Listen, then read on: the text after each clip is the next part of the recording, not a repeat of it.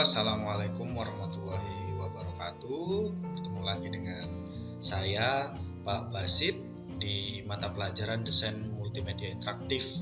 Nah, kali ini saya akan membahas terkait bagaimana caranya mengisi atau mengerjakan lembar kerja peserta didik yang sudah saya bagikan di Google Classroom.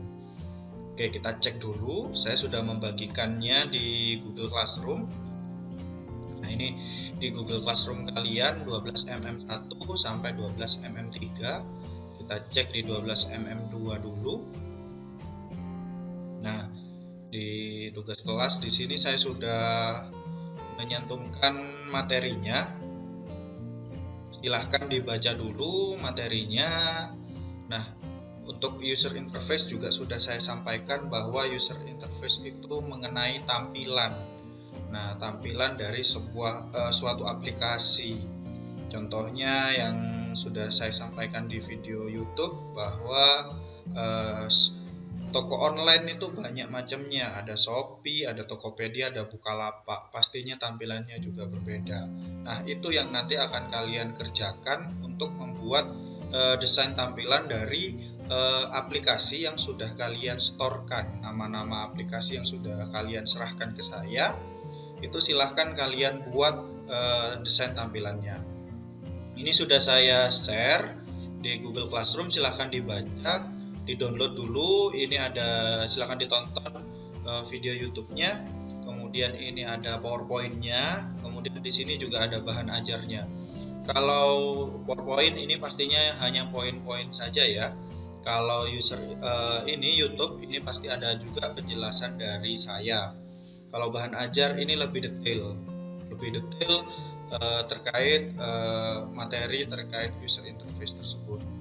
Lalu kalau di-download seperti ini ya. Jadi kalau di-download seperti ini slide-slide-nya sudah saya jelaskan juga di YouTube, silahkan ditonton dulu videonya. Kemudian untuk bahan ajar silahkan di-download, kemudian silahkan dibaca.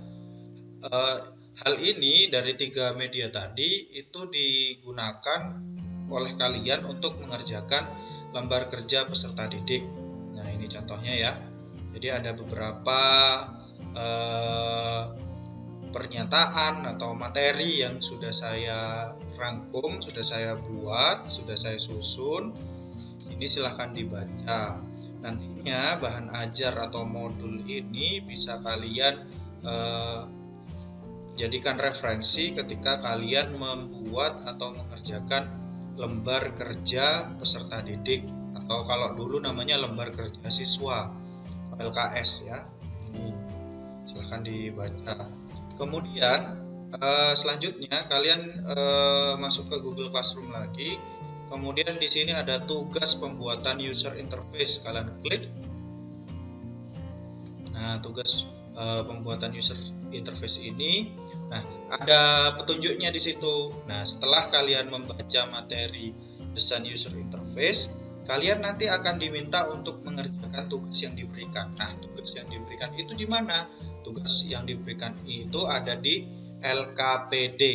Nah, kalau dulu namanya LKS, kalau sekarang namanya lembar kerja peserta didik. Kemudian untuk soal membuat tampilan ini nanti ada soalnya. Kita download dulu, jadi kalian bisa klik 2 kali, 1 kali di lembar kerja peserta didik ini. Kemudian nanti akan terdownload, munculnya di Word ya, DOJX. Jadi di Word silahkan dibuka di Word kalian. Nah, ini desain media interaktif, prinsip-prinsip desain user interface. Nah, seperti ini. Kemudian nanti di sini silahkan kalian isikan nama kalian. Nah, kalau ada pertanyaan seperti ini, Pak, ini pengerjaannya kelompok ya? Ya, ini pengerjaannya diskusi secara kelompok. Jadi pastinya kalian aplikasi-aplikasi yang kemarin yang kalian setor, ide-ide aplikasi tersebut, dan kalian sudah membuat flowchart dari aplikasi tersebut, sekarang dibuat tampilannya di LKPD ini, lembar kerja peserta didik ini. Dibuat secara berkelompok, kemudian di LKPDI LKPD-nya ini hanya nama siswanya hanya 1 orang. Jadi berkelompok tapi nama siswanya hanya 1 orang. Ini mata pelajarannya, tujuannya juga sudah disertakan oleh saya. Kemudian di sini juga ada informasi dan materi, alat dan bahan yang diperlukan tentunya. Ada internet untuk referensi tambahan, HP atau smartphone, laptop atau PC, kemudian aplikasi pengolah kata untuk membuka LKPD ini ya. Kemudian kertas HVS atau kertas buku kalian boleh, intinya untuk coret-coret terkait nanti tampilannya seperti apa. Kemudian ini ada lembar kerja peserta didik. Nah, sebelum memulai kegiatan praktikum kalian, ini ya, saya menyarankan kalian untuk berdoa sebelum melakukan kegiatan praktikum. Yang kedua, pastikan koneksi internet lancar dan daya listrik stabil. Yang ketiga adalah gunakan peralatan sesuai dengan fungsinya. Yang keempat adalah patuhilah protokol kesehatan. Yang kelima, bekerjalah sesuai dengan cara kerja atau petunjuk yang telah ditentukan. Ini nanti ada cara kerja, langkah kerja, dan petunjuknya. Kemudian setelah selesai, kembalikan peralatan yang digunakan ke tempat semula. Nah, langkah-langkah kerjanya, cara pengerjaannya bagaimana, Pak? Nah, ini ada soal pengetahuan, ada soal keterampilan. Nanti kalian berkelompok ya. Kalian berkelompok mendiskusikan isiannya apa yang ada di sini. Nah, ini nanti kolom ini untuk mengisi jawaban kalian. Jadi kalian akan mengetik di sini. Contoh, ada pertanyaan, setelah membaca bahan ajar, jelaskan pengertian user interface. User interface adalah, nah ini diketikkan di sini. Nah, seperti itu ya. Kemudian kita lanjut, analisislah tujuan dan manfaat user interface, lalu jabarkan apa saja yang harus diperhatikan dalam pembuatan user interface. Di soal nomor 2 ini ada 2 tugas yang harus dikerjakan. Apa itu? Nah, yang pertama itu adalah menganalisis kira-kira tujuan dan manfaat user interface itu apa. Nah, itu dijabarkan di sini. Kemudian ada pertanyaan kedua adalah jabarkan apa saja yang harus diperhatikan dalam pembuatan user interface. Kalian jabarkan juga di sini.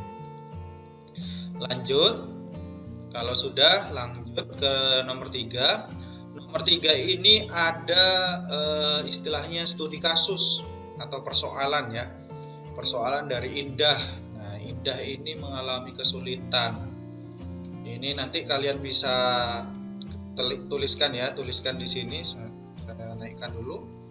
Kira-kira dari permasalahan yang dialami oleh Indah, prinsip user interface apa yang digunakan oleh pengembang game.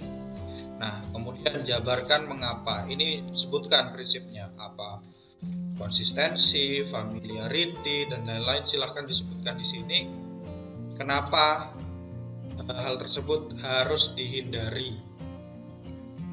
Kenapa harus dihindari? Karena Indah ini mengalami kesulitan. Supaya tidak sulit, kira-kira harus bagaimana? Dijelaskan di keterangan. Kemudian yang nomor 4 adalah ini sama, melakukan pengamatan pada gambar interface atau tampilan website ini ya. Nah, ini prinsip user interface-nya apa saja yang harus digunakan atau tidak sesuai, yang tidak harusnya digunakan maksud saya, atau tidak sesuai diketikkan di sini ada 3, harus 3.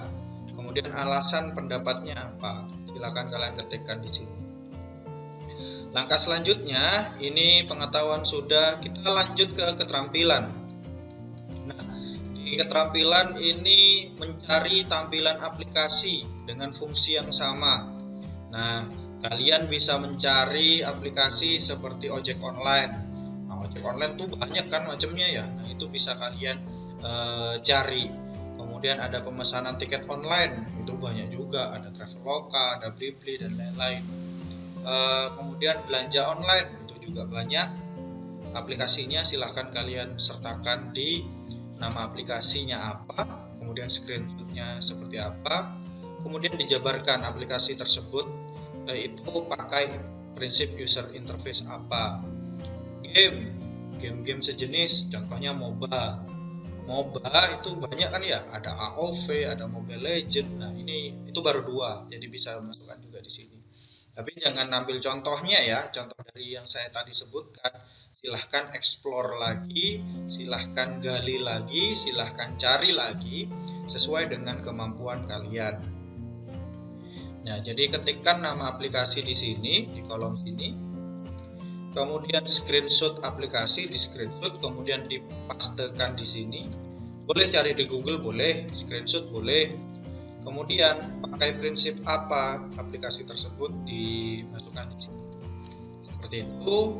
Ada 3 ya, ada 3 aplikasi yang fungsinya sama, Tadi saya sebutkan 2 yang MOBA, tapi jangan dimasukkan di sini. Yang MOBA itu ada 2 yang terkenal, ada AoV, ada Mobile Legend. Contoh FPS, first person shooter ya, untuk game tembak. Ada Free Fire, ada juga PUBG, itu contohnya. Itu untuk game. Kalian punya aplikasi-aplikasi lain yang sejenis. Baik, lanjut. Nah, yang soal nomor 2 adalah masukkan kembali flowchart yang ditugaskan di pertemuan sebelumnya.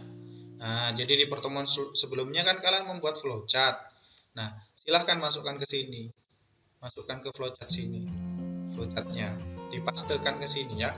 Entah foto, entah kemarin dari diagram.net, bisa dipastikan di sini. Kemudian keterangannya ini berisikan identitas aplikasi yang kalian rancang itu untuk siapa dan mata pelajaran apa. Jadi kalau tidak salah kemarin ada yang terkait simbiosis ya. Simbiosis itu untuk siapa? Untuk siswa SMP kelas 7, Pak. Mata pelajaran apa? Mata pelajaran IPA. Jadi keterangan identitas ini harus mendetail seperti itu. Selanjutnya nomor 3, ini adalah kalian diminta untuk membuat desain sketsa user interface sebanyak 5. Nah, jadi kalian sketch di ini ya, di HVS. Di HVS kalian sketch, bisa juga kalian sketsa di buku tulis, kemudian masukkan ke sini, masukkan ke kolom ini. Kemudian prinsip user interface apa yang dipakai oleh kalian, ini masukkan ke sini. Contohnya familiarity, simplicity, dan lain-lain. Dari intinya 5 tampilan, boleh dimulai dari bumper, kemudian menu, home, materi. Jadi ada 5 tampilan ya, sesuai dengan flowchart yang sudah kalian masukkan di nomor 2. Jadi ada 5. Kemudian tugas yang selanjutnya adalah untuk membuat folder baru tugas DMI dengan format sebagai berikut. Nah, lakukan proses penyimpanan. Jadi ini LKPD-nya nanti di save dengan nama file nama siswa KD3. Contoh nama siswanya Andi Wijayanto _ KD3. Kemudian kalian letakkan folder yang telah dibuat di drive D. Jadi ini LKPD-nya ini diletakkan di folder yang sudah dibuat di nomor 4. Kemudian screenshot bukti kalian dengan cara kalau di laptop Ctrl print screen. Jadi Ctrl tekan di keyboard ya, tekan Ctrl plus print screen. Kemudian Ctrl V di sini untuk bukti bahwa kalian sudah mengerjakan tugas tersebut. Sudah. Nah, ini pedoman-pedomannya. Jika kalian ingin dapat nilai 100 untuk lembar kerja peserta didik ini, kalian harus memperhatikan ini ya. Ini hanya pedoman saja, kalian tidak perlu isi. Kalian boleh melihat, oh saya kalau ingin dapat nilai 100 bagaimana. Nah, ini sudah ada rubrik penilaiannya. Silahkan diisi nama, nomor absen, kelas. Di atas juga sama. Sudah, kalau sudah di save, disimpan. Kalau sudah disimpan, silahkan nanti diupload di akunnya masing-masing. Sehingga setiap siswa di sini nanti akan ada store tugas. Saya contohkan di flowchart kemarin ya, tugas flowchart. Nah, ini ada yang belum mengumpulkan, ada 10 anak yang belum mengumpulkan. Nah, kalau sudah mengumpulkan, maka secara otomatis dia diminta untuk menunggu penilaian dari saya. Contoh seperti ini. Jadi pengerjaannya kelompok, tapi mengirimnya ke Google Classroom secara individu.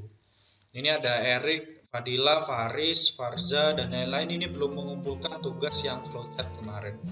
Saya harap segera dikumpulkan karena ini berkesinambungan atau berkelanjutan dari tugas 1, tugas 2, tugas 3 akan runtut lah istilahnya seperti itu. Baik, seperti itu penjelasan terkait pengerjaan pengerjaan lembar kerja peserta didik. Kalau ada yang ingin ditanyakan, silahkan tanyakan ke saya melalui WA atau bisa kalian ketikkan di kolom komentar di YouTube channel ini. Bisa juga kalian bisa juga kalian chat di grup kelas kalian. Seperti itu video untuk penjelasan bagaimana cara mengerjakan lembar kerja peserta didik yang sudah saya bagikan. Oke, cukup sekian dari saya. Terima kasih. Saya tunggu feedback dari kalian, saya tunggu tugas kalian. Terima kasih. Assalamualaikum warahmatullahi wabarakatuh.